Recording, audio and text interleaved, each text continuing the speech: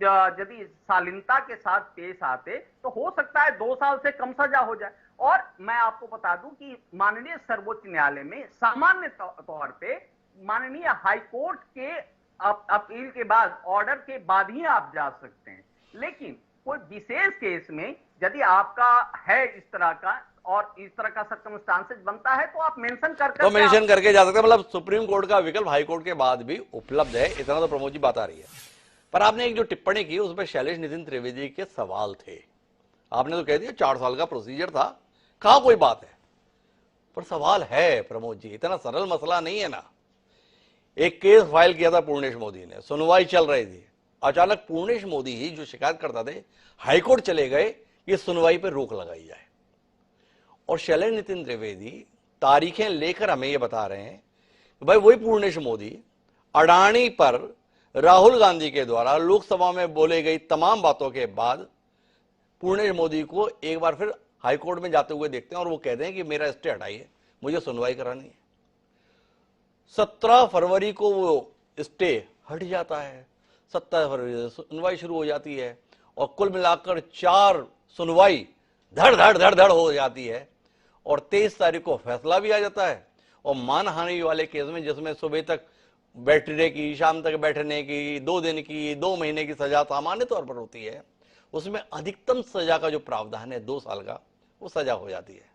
और राहुल गांधी वायनाड के सम्मानीय सांसद पूर्व सांसद हो जाते हैं। तो आप तो बड़े अनुभवी अधिवक्ता हैं, अदालतों के संदर्भ में हम तो रोना रोते रोते हैं, कई कार्यक्रम करते रहते हैं, तारीख पर तारीख, तारीख पर तारीख। दामनी फिल्म का डायलॉग हम भी अपने कार्यक्रम में दोहरा लेते हैं।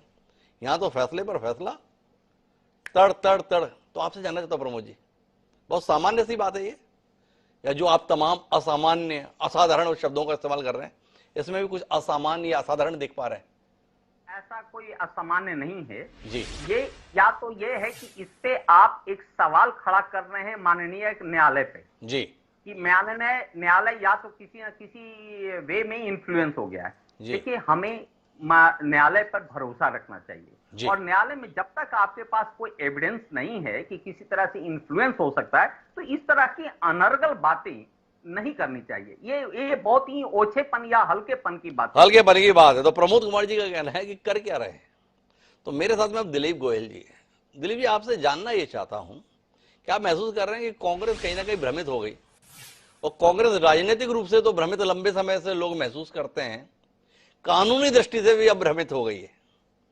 किस प्रकरण में किस तरीके से लड़ाई लड़ी जानी चाहिए, इस वाले मसले में कांग्रेस का विधि शाखा जो है वो कहीं ना कहीं उलझ गई। राहुल गांधी खेद जता लेते, पहले भी जताए हुए, पता नहीं किसने उन्हें ये डायलॉग सिखा दिया। कोई फिल्म चल रही है जैसे, मेरा नाम सावरकर नहीं गांधी हूं, ताली बहुत बजती अगर सिनेमा हॉल में बोला जाता, पर या तो सजा सुनने का मौका मिल गया इस चक्कर में, और साथ में निकल भी आया भाई ये राहुल गांधी पहले माफी मांगे हुए हैं। तो आपसे जानना ये चाहता हूं दिलीप गोयल साहब, क्या आप देख रहे हैं कि कांग्रेस भ्रम की शिकार है और राहुल गांधी उस भ्रम के चलते और भंवर में फंसते जा रहे हैं।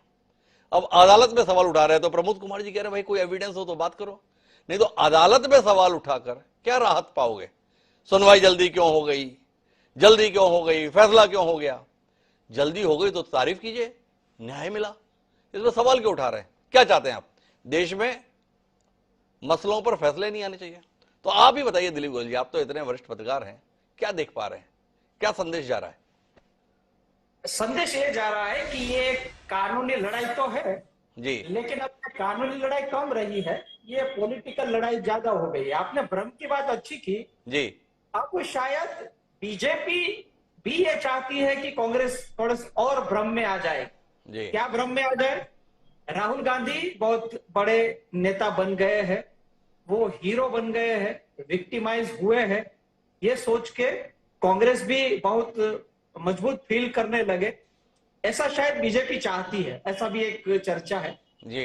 क्योंकि देखिए कानूनी मामले